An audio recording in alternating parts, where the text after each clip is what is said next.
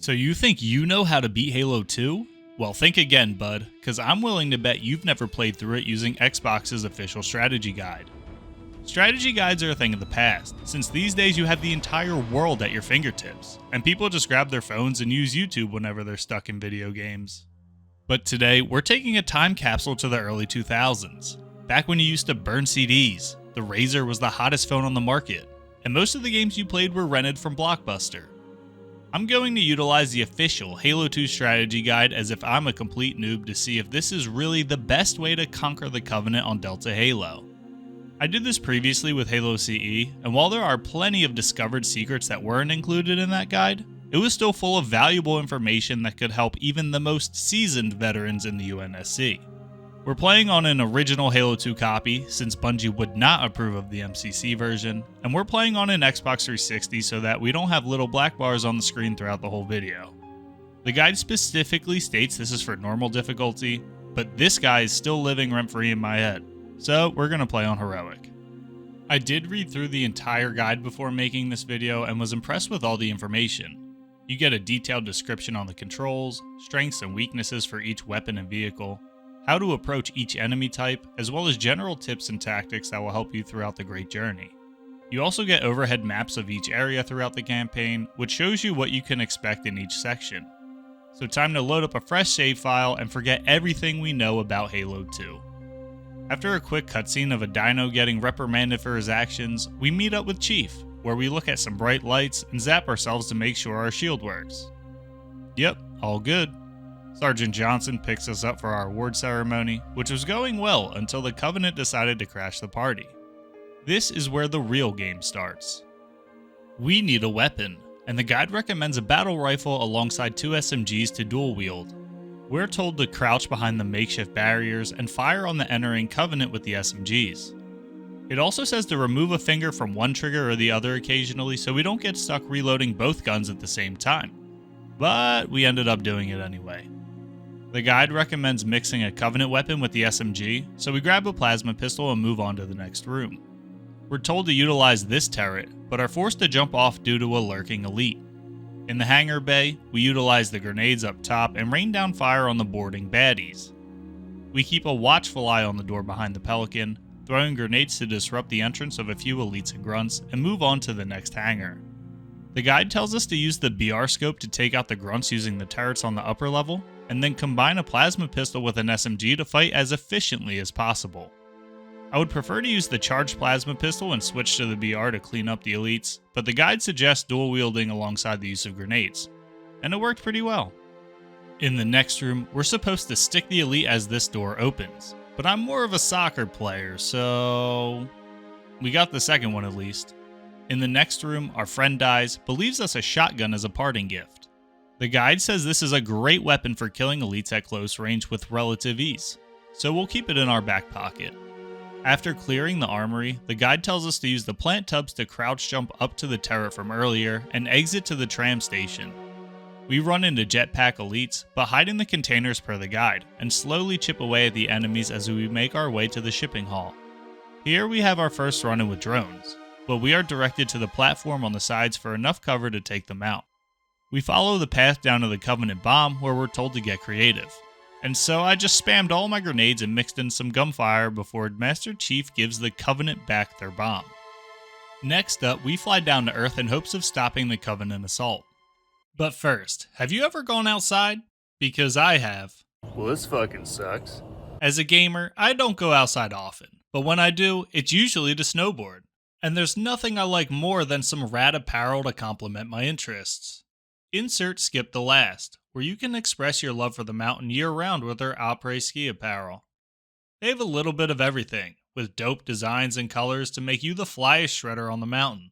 The company is run and owned by my cousin, who's been featured on the channel with the self-proclaimed greatest game battles Ninja Diffuse in COD World War II. And he hooked me up with my first creator code to get you 5% off your order. Just use code REHAB at checkout. I just tried it and it actually worked, which was a nice surprise. And I've paid for all my Skip the Last gear with my own hard-earned cash, so you know I stand by their products. Gotta support the fam. I'd really appreciate it if you gave them a follow on Instagram, checked out their site, and if you find something you like, grab some gear. And don't forget to use code REHAB at checkout for 5% off your order. Now, back to the video. As we leave the landing zone, there's a grunt coming towards us, and the guide tells us to kill it before it alerts its colleagues. We're told to dispatch the remaining foes with plasma weapons or with massive constant fire. So I grab a PP off the ground and I follow the guide's flanking route by jumping onto the truck to access the upper level of the building. After clearing the area, we now need to defend the Marines here until help arrives. There are multiple waves, and the guide tells us exactly who is coming and from where by each audio cue given by Sergeant Johnson. Pretty cool. We're advised to try to disrupt and destroy enemies emerging from the alleys by using well-timed grenades, and to take cover under the canopy when the Phantom arrives to deploy troops in the middle of the square. I'm supposed to greet them with grenades, but I didn't quite hit the mark. The final test is 2 hunters who barge through the gate. The guide tells us to get behind the turret, but I'm pretty sure I team naded it. In this case, the guide tells us to make sure Sergeant Johnson has the sniper and to maneuver the hunters so they present their backs to him.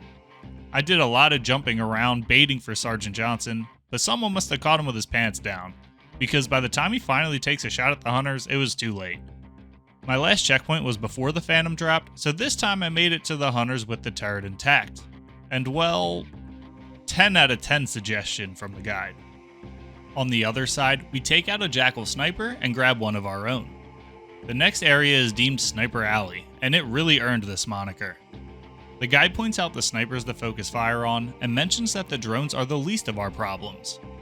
I object to this statement, because the drones are so hard to hit and were taking me multiple shots to take down. Not sure if it's the 30 FPS or the 30 plus years of aging causing the skill issue, but these buggers can piss off.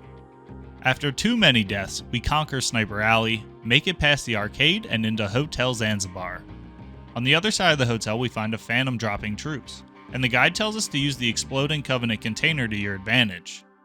I did the job, but I don't think I pulled it off how Bungie intended. Now we get a Warthog, and from here it's a straight shot to the end of the tunnel. The guide says we can grab a Ghost if we want since it's faster, but you really think I'm leaving my boys behind, bro? Nah, imagine. So with a burning car, we escape one final enemy barrage and moved on to Metropolis where we get some extra firepower. Time to hop in the Scorpion and take the bridge. The guide tells us to focus on the distant enemies, reacting as soon as the ghosts begin to approach us, as our Marine buddies will shoot everything within range on their side. We should also watch out for the explosions of terminally ill ghosts. They also warn us of a Wraith on the middle of the bridge, so we keep moving to avoid the mortar fire while hitting it with a few cannon shots. After passing the Wraith, Phantoms arrive behind us, so we shoot the cannons attached to their undersides and take out the Banshees that attack from above. 2 more Wraiths and additional ghosts emerge from the tunnel, but we use the area to our advantage to conquer them. In the tunnel, a floodgate blocks us from advancing with the tank, but we can hop in the Warthog. The guide tells us to steal this Marine shotgun, and we put it to good use making our way down the tunnel. We steal a beam rifle to take out the enemies in the basin, and the guide tells us to man the Warthog that the Marines are driving around. But before I could get over there, the Marines got exploded on, so we improvise and grab a Ghost to advance into the city. In the city center, we need to destroy the race on the road, as well as Jackal snipers, ghosts, and incoming Phantoms. The guide tells us we could use a Ghost, dodging attacks by moving sideways, or instead grab the rocket launcher in a back road.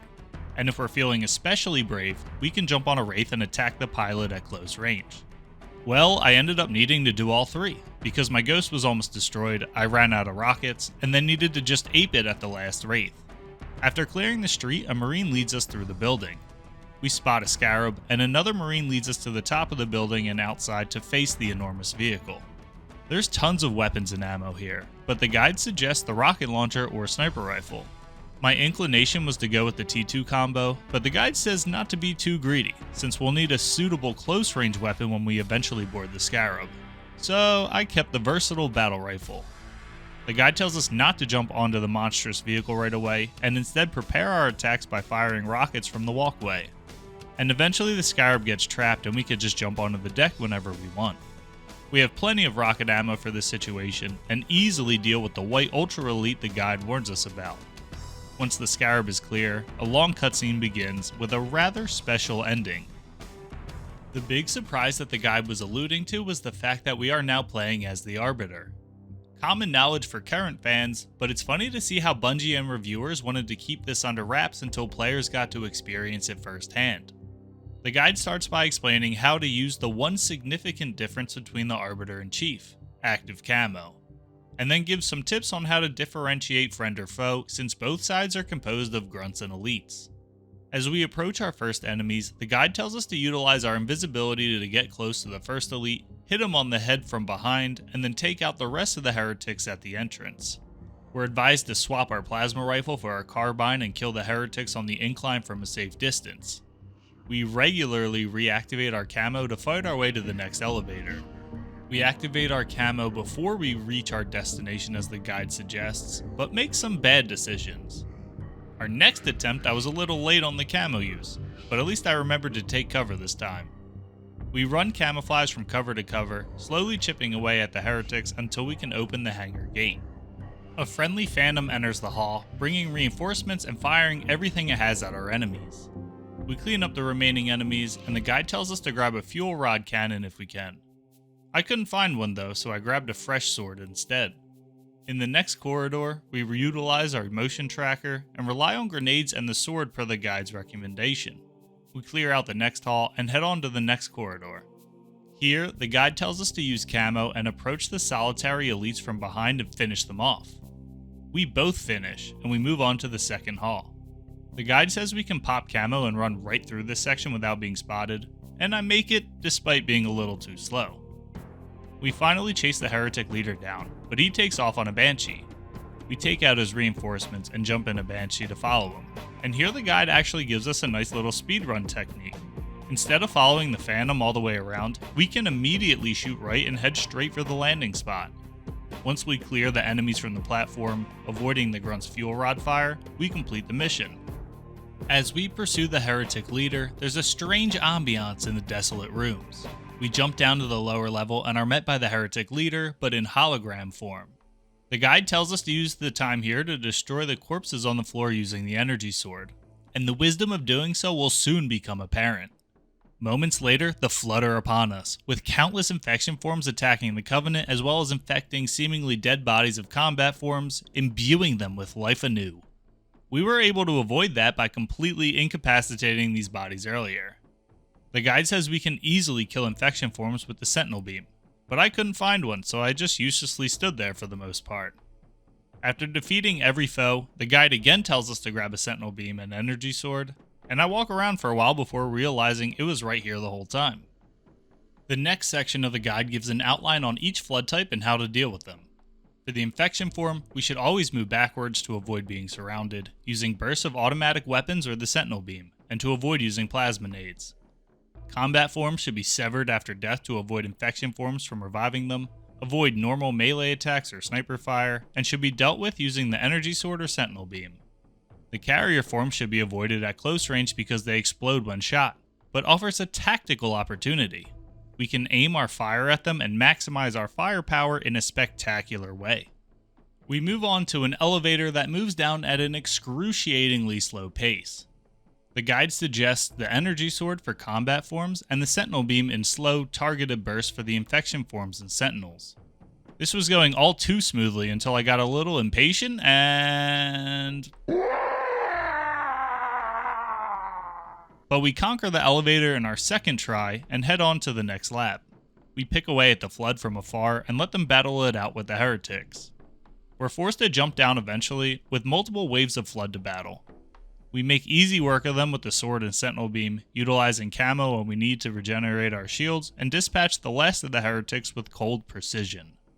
We get some reinforcements on the bridge and fight the heretics on our way to the station where the heretic leader hides behind an energy screen. We take the elevator to the top, and the guide tells us to go from one cable to the other and cut them with the energy sword. It says nothing about dealing with the enemies, so I just run for it. After cutting the third cable, we're told to return to the elevator, but the guide fails to mention this giant hole. Back below the ground, the guide tells us not to be detained by heretics and sentinels, so we just full send it down the elevator shaft. I didn't get a warning about this sordid heretic, but after a couple deaths, I conquered him with grenades and the Sentinel Beam. We chase after the leader in a Banshee and the ensuing halls. The guide focuses on which way to go and mentions nothing about combat, so I again just run for it, popping camo when necessary to survive until we make it to the final showdown. The guide says if we strike quickly, we can take out one or both holograms immediately by sticking one with a plasma grenade and slicing the other with a sword. It actually worked pretty well. I opted to go with the sentinel beam and sword for this battle, and after a few deaths, I was able to quell his heresy with the swipe of a blade. Time to check back in with the Master Chief. We just hell-jumped our way onto Delta Halo to chase down the Prophet of Regret. With an SMG and rocket launcher, the guide tells us to take out the turrets with rockets or grenades before cleaning up the rest of the enemies. We're guided to some extra rocket ammo and use it to destroy the cannons on the dropships. The guide then suggests to jump on the turrets to conserve ammo, and I couldn't figure out what it meant until I realized I blew all the turrets up. Oops. We take care of the Coveys the hard way and are gifted a Warthog as a reward for our labors. I specifically save a rocket because of this tip, saying to give it to one of the ODSTs since they have unlimited ammo even if you only had one rocket left. But he selfishly took the gunner seat, so this was an epic fail. We drive the Puma around to let our brothers in arms gun everyone down, and then the guide shows us a sneaky aerial assault on the building to lower the drawbridge. On my way out, I was thinking the game spawned more ghosts on me, until I see a flying ODST. Pretty sure that was a war crime. At least I got my rockets back. We get airdropped at tank, and the guide tells us to immediately destroy the race across the bridge from long range. The path ahead has plenty of ghosts and infantry, but the guide tells us to focus on the elites since they're capable of boarding the tank. We ride the tank until we find the ruins we've been searching for. The tank can't go through, but the guide advises us to use its cannons to pummel enemy forces before jumping out. The center of the ruins are tight, and we're told to use grenades in every bit of cover the ruins can offer us. In the next section, we catch this shackle with his pants down, and use his beam rifle for some target shooting. We make the most of the long sight lines, and the guide has us hugging the left to the exit. We methodically pick apart the Covenant with the beam rifle, but then it's our turn to get caught with our pants down. I hate campers. Not letting that happen again. After sniping the watch guards and blowing up some bugs, it's time to meet the honor guards. The guide tells us to quickly stick one of them, maybe even two, and then pick off the rest. A couple close calls, but we put some distance between us and the honor guards and learn about the Covenant's plan to fire the rings. The next mission picks up right after the cutscene. It's time to kill Regret. We're immediately attacked by drones and elites, but take care of them without any issue. We grab a fresh beam rifle and use it to pick apart the enemies outside. The guide tells us to cross this bridge on the lower level for a fresh beam rifle, then we show a little foresight and kill enemies at the farthest possible distance. After clearing the next building, the guide tells us to climb across the wreckage for a couple carbines and grenades, which was clutch since I was almost out of BR ammo. The area behind the building has several elites and jackals, so we terminate them with due prejudice, before a phantom drops off a pair of hunters. The guide says that if Marines survive up to this point, they can distract the hunters while you give the hunters back shots. This was really easy for the first hunter, but not so smooth for the second. But we finish him off, grab a sniper, and hop on the gondola. The guide wants us to take out the turrets and snipers from a distance, but I ended up wasting most of my ammo. Not sure if I was too far away or if it was just a skill issue, but we got the job done anyway. After clearing the building, the guide tells us to pre-nade the elevator full of jackals and then send it away without us in it. Just kidding, I was supposed to grab this fuel rod cannon before hitting the button. The central room of the underwater passage is a huge hall, so we finish off the snipers and honor guards with the beam rifle and grab something with a higher rate of fire for the drones. At the other end of the hall, two more hunters await our arrival, but they submit to the power of the fuel rod cannon. The following water corridor has camouflaged elites and grunts, so we take them out from a distance and then hitch a ride back to the surface. We clear the ambush, grab some fresh supplies, and head to the gondola. The guide suggests grabbing a sniper to clear the next area, and then adding a rocket launcher right before the gondola. We use the rockets to clear the attacking banshees and snipe our way to the temple. The guide did not warn me about the Russian Covenant right after the cutscene, so I panic and frag myself. Now we just need to kill Regret. The guide mentions that a never-ending stream of grunts and honor guards attack you, so my instinct was to try and ignore them to get to Regret. On Heroic, we need to jump on his wheelchair and wham him 3 separate times, so I got really frustrated constantly failing. It was a mix of being impatient and thinking I was safe to slice and dice the honor guards that didn't have a sword, just to not kill them and get one-tap meleeed in return. Eventually, I decided to go with the PP Carbine combo and was able to beat off the Prophet of Regret to completion. The ensuing cutscene has Chief dive into the depths of hell, with fate having something in store for him. But for now, we need to catch up with the Arbiter. Arby is sent on a mission to retrieve the sacred icon, so we drop down a few hatches before sentinels try to stop us. The guide says we could try to destroy every sentinel, but it isn't necessary. I took that as permission to utilize camo, a distracted enemy, and just full send it. The shield core is being guarded by an enforcer, but we dipsy doodle our way around and loosen the 4 mountings of the power core before deactivating the plug lock. The guide tells us to grab some fresh weapons and lower the containment shield of the library. The next area forces us to fight out front of a door until it opens, and per the guide, stick the relatively large enforcer with plasma grenades to easily take it down. We utilize the Sentinel Beam and Covenant weapons against the Flood since they are armed with UNSC weapons, which are much less effective as outlined by the guide. We use camouflage to sneak by and drop down a couple more pistons, and are warned to watch out for Flood carrying shotgun. I end up grabbing one of my own since it's the most effective UNSC weapon against the Flood, and try my best to engage my active camo and keep out of the ongoing battle. The guide approves of this strategy. As we make it to the end of the infested hall, we're told to grab some useful weapons, like the energy sword or the shotgun before dropping down to the next column. Why not both? As we hit the snowy area, we're told to watch out for rocket flood, and we receive some reinforcements. We were making quick work of the Flood with the shoddy sword combo until... should have stuck to the shoddy. We have one last area to clear and defend until reinforcements arrive. The guide says that the turrets can be quite useful when defending your position, but I didn't find them very useful. I opted to just use the sword and shotgun, and after a few waves, our backup finally arrives. After a quick little speech, it's time to enter the quarantine zone. We pick up right where we left off, and the guide says this is our chance to drive a Spectre. Don't threaten me with a good time. We're told not to drive under the Sentinel Major unless we want to have first-hand experience of its anti-vehicular capabilities. No thank you.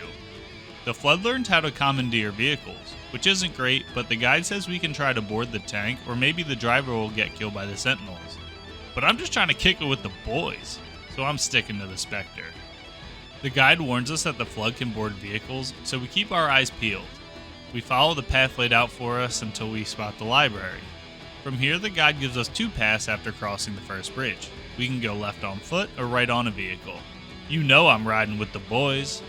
It didn't go smoothly, but the guide tells us that the next area's entrance is too small for larger vehicles, so once our Spectre gets flipped, I pop camo and make a run for it. The next sections are swarming with Flood combat forms, so the guide suggests the Sentinel Beam, Energy Sword, or Shotgun. Luckily, I still have the Shoddy Sword combo with me. The guide lays out the path, and we follow it, utilizing a distracted enemy and active camo when necessary. Once we get back outside, we're instructed to grab a ghost and ride through the tunnel past the Wraith. And the next area is heavily defended, but the guide says we can break through their lines with relative ease if we surprise the enemy with speed and determination. I'm not fast, but I'm determined. Let's do it. After a short cutscene, we hop on a gondola to the library. The guide tells us to pre-nade the Flood jumping on the left side of the gondola, be wary of enemies that have a sword or shotgun, and avoid Tartarus's friendly fire from the trailing Phantom. A few hiccups along the way, but eventually the gondola stops and we make it to our destination.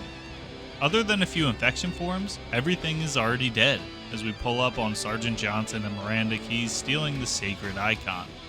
Tartarus betrays us, starting the Great Schism, and we're swept up by the Gravemind, who gives us our next mission. The Gravemind throws us right into the Lion's Den, as we're back on board with Chief.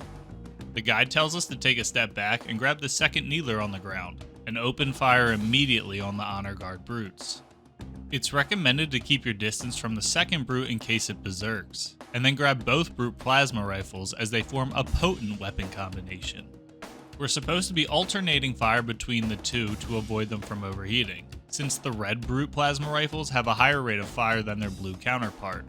There are 3 waves of enemies to conquer in this cramped room, and I'd be lying if I said I didn't die a stupid amount of times. There wasn't sufficient cover, and the plasma rifles just didn't feel like they gave me enough firepower to take out the brutes quickly enough. But after banging my head into the same brick wall for 15 minutes, I finally beat the intro to the mission. Unfortunately, this is just the start of a long road. Cortana enters the network of high charity and can now unlock the doors for us. We fight through the next room and reach a balcony. The guide tells us to stick the honor guards, and I fail miserably. But the second time's the charm and we clear the area. We ride the lift down and pre-nade the jackals at the door per the guide's suggestion. It also tells us to wait a few seconds to let several jackals run past to avoid a fight. I try to assassinate this brute, but forgot that it's B to melee since I usually play on bumper jumper, and the extra ruckus causes reinforcements to be called. I die, so this time I take the sneaky approach. In the next room, Cortana reverses a grav lift and sends us on a side quest to free some marines. This section was pretty straightforward. Just follow the guide's directions going up and down a couple levels, open the cell doors, and take the lift back up. In the next area, the guide wants us to greet this oncoming group of enemies with nades before we notice a change in the situation. From here on out, we see elite honor guards fighting with brutes and drones. In the next corridor, jackals join in on the fight. For the remainder of the level, the guide suggests that we hold back and allow battles to unfold, waiting until the majority of combatants are dead and then attacking the weakened remnants from afar with grenades or long-ranged weapons. In the last room before leaving the building, we meet two hunters. The guide says that we can just run through the room and bypass them entirely, but the very idea of such prudence offends me. The Marines are phenomenal bait for the first hunter, but not so much the second. After playing Ring Around the Rosie for far too long, we finally land the final shots in the back and push forward. No cowards here. Outside, we come across a basin. The guide says we would experience a very interesting fight in this valley, or we could simply run across as it maps out the best route to take. I decided on the latter because this mission was already taking me entirely too long, and we hop on a light bridge to the Hanging Gardens. We take care of the welcoming committee and grab a beam rifle since the guide said it would be useful. Not that useful, apparently. I want that dude's armor. The gardens are built symmetrically, but the guy says we can maintain our sense of direction by keeping an eye on the structure and making sure it's on our left. And we sit the next battle out as we approach the mid tower. Finally, we cross the last light bridge to reach the far tower where the Prophet is rumored to be located. The first room is stormed by brutes, and the guide suggests killing them with headshots from a safe distance. We catch the first enemy with their pants down and watch the action in the valley. The guide warns us about the fuel rod grunt and tells us to grab it after cleaning up the remnants. On the bridge in front of the mausoleum is another battle between brutes and elites, where we fire some select shots from afar. As we get to the other side, hunters show up, and we're supposed to take them out with the fuel rod we've been saving. Unfortunately, I've been fighting for my life and only have a few shots left at this point, but I make them count. In the mausoleum, tons of strong enemies are fighting. We avoid tons of fuel rod fire and try to pick apart the enemies from afar. After using the fuel rod on the hunters, the final set of enemies rush in, including stealth elites and an elite counselor. The guide says we could use the run like the wind tactic, but we've come this far. So we pick up a PP and unload on those elites as we finally conquer Gravemind. I'm not sure if it was conveyed well, but this mission was an arduous journey. Everything leading up to this was pretty smooth sailing, but Gravemind was on another level. Anyway, the Prophet of Mercy goes down to an infection form, and it's time to meet back up with the Arbiter. On his own mission for the Gravemind, the Arbiter needs to make it to this structure, but we need to take the long way. Uprising is probably the most well-known mission in Halo 2 speedrunning, with it being beaten in only 48 seconds. It's actually ridiculous and requires the player running around outside the playable map to trigger the ending cutscene. Unfortunately, this is not what Bungie intended, so we take a different approach. We find a sword, corpses of elites and brutes, and living brutes. We do our utmost to help them join their compatriots in terminal repos by using active camo and employing vicious blows to the head. We follow the winding path through the forest and get some reinforcements. In the large cave ahead, the guide tells us to greet groups of brutes with an initial rain of plasma grenades. Don't be frugal, they are plentiful in this area. In the room behind the cave, we're encouraged to continue our barrage of grenades, but don't forget that the grunts are no longer our enemies. They've sided with the elites. In the following room, the guide tells us to push the explosive containers over the edge as they detonate on impact, and to always use camo before jumping down a level. In the third room, we destroy the turret with a grenade and watch out for brute reinforcements. On the way out, the guide reminds us to grab the 2 fuel rod cannons, and at the exit, we're advised to test the metal of our foes with a few grenades.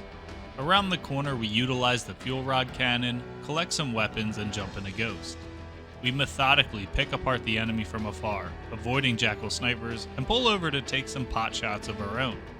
The guide warns us of another ambush. This time the brutes arrange some explosive containers in our path, so we blow them up from afar to foil their plans. The next area is swarming with brutes, jackal snipers, and a couple wraiths. We try our best to take them out with sniper headshots, but resort to using whatever we can find after running out of ammo. The guide constantly tells us not to forget about our active camo, and it was a real lifesaver here.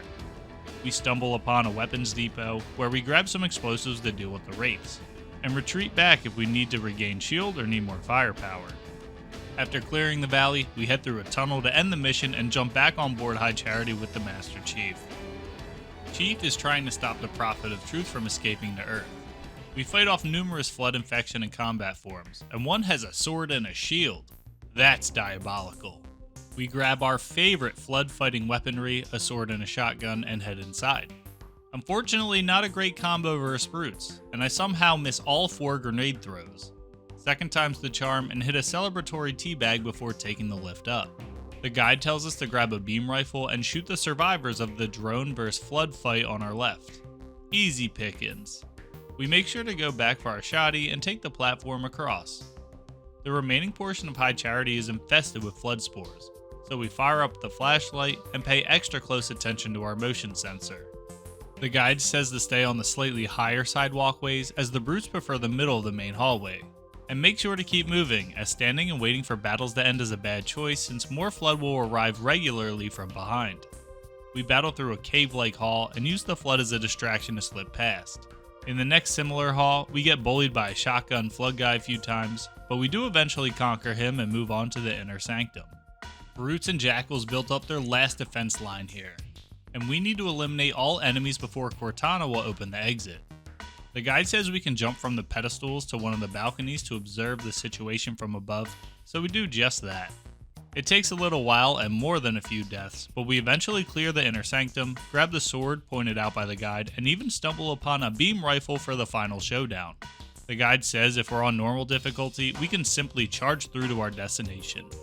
But because of this guy, we slowly pick apart all the enemies with beam rifle shots and occasionally a sword swing, before Chief boards the ship at the very last second and Cortana stays behind on High Charity. We're now back on board with the Arbiter for the final mission. We need to stop Tartarus from starting the Great Journey, but we need a vehicle. The guide says we can drive a Wraith or be the driver, passenger, or gunner of the Spectre, but ultimately suggests the Wraith as the best option. We take out numerous ghosts and wraiths before storming a gate behind the Scarab guarded by brutes and more wraiths. The guide also tells us to watch out for the Phantom attacking from above, but we're so fast I don't even notice it. As we enter, we learn that the hunters have joined our side, and they can help us make quick work of the first set of brutes. The next area is defended by a large collection of brutes, so we hurl several grenades over to thin their numbers. We save one nade to deal with the turret as the guide advises, and grab a beam rifle to deal with the jackals on the bridge. There's one room left between us and the Scarab, but we face stiff opposition here. The guide says to fire on the plasma shield generator locks on the floor to free some hunters and elite counselors to garner some support. Our powerful allies help us clean up the last of our enemies, and we forge an unlikely alliance with everyone's favorite sergeant. We now need to escort the Scarab via Banshee fire.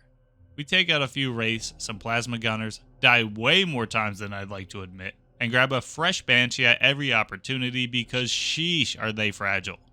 After exploding countless Banshees and wraiths, Johnson blows open the door and we meet a last-ditch attempt at preventing us from entering the structure. As a small group of brutes enter the fray, the guide tells us to engage our active camo and throw grenades into the group before killing them from behind. As reinforcements arrive, the guide suggests guerrilla warfare, utilizing the level under the glass floor alongside active camo to both flee from our persecutors and to ambush them. Finally, we now have the chance to prevent Tartarus from activating Delta Halo. The guide gives us a ton of advice for the final showdown, such as don't let Tartarus catch you with the gravity hammer. Even a single hit is enough to send the Arbiter on the Great Journey prematurely. The arena has 3 tiers with a grav lift in the middle, and don't fall into the bottomless pit below, thanks. We're told to wait for Johnson to fire the sniper rifle at the brute, and then pounce on him when his shield finally fails for a short duration. From there, you pretty much just rinse and repeat until Tartarus is defeated. On Heroic, there are periodic brute reinforcements, but nothing we're not equipped to handle. After our victory, Miranda grabs the index, the Halo rings are ready to be activated at the Ark, and Master Chief is off to finish the fight. And that's how we beat Halo 2 the way Bungie intended. Overall, this guide was great. Tons of little nuances and tips that could help the biggest of noobs conquer Halo 2. There's so much depth, especially in the tips and tricks section, and just outlining how to deal with each enemy type. I could definitely see someone unfamiliar with the Halo franchise using this guide to put an end to the great journey. But my favorite is always the funny wording and different ways the authors reiterate the same points over and over. There's a finite amount of ways to say, kill the enemy, or walk down the hallway, but the writers did a phenomenal job making the walkthrough interesting throughout the entire campaign. If you enjoyed the video, leave a like and let me know in the comments, because I already own the official guide for Halo 3 and have a burning urge to finish the fight. And if you didn't know, this is the second video in the series. So if you want to see how I beat Halo Combat Evolved how Bungie intended, click the video on your screen now.